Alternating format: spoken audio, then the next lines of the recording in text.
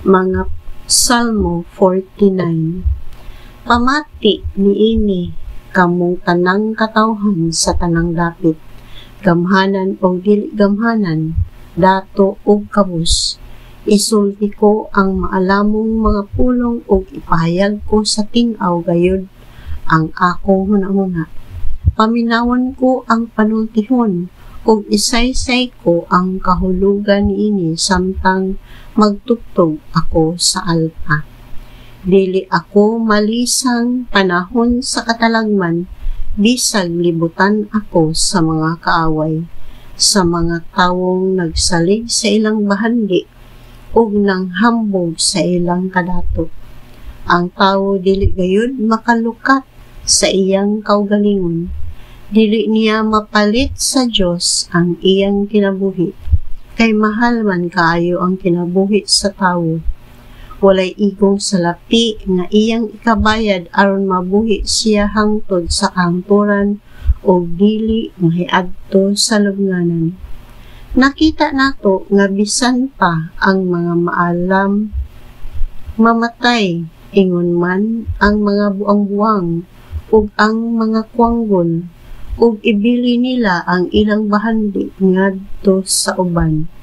Ang lubnganan maunay ilang puloy-anan sa dayon ug magpabilin sila didto sa walay katapusan, bisan pagkanhi may kaugalingon silang yuta.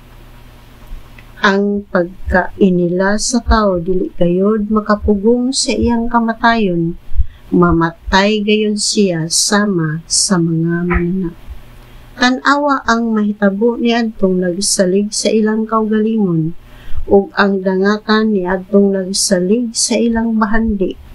Mga matay sila sama sa mga karnero, ug ang kamatayon maoy ilang magbalantay.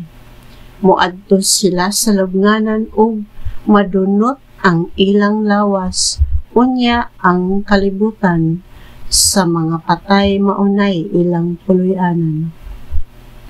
Apan luwason ako sa Dios gikan sa gahom sa kamatayon o dawaton niya ako. Ayaw kasina kung madato ang usa ka tawo ug magdugang ang iyang kadato. Kay dili niya kini madala inig kamatay niya. Dili mo uban kaniya ang iyang bahandi ngadto sa lubnganan. Bisan pag matagbaw ang tawo niining kinabuhia, ug dayon siya tungod sa iyang pagka-malampuson, mamatay gihapon siya ug motipon sa iyang katigulangan didto sa kangit-ngit nga walay katapusan.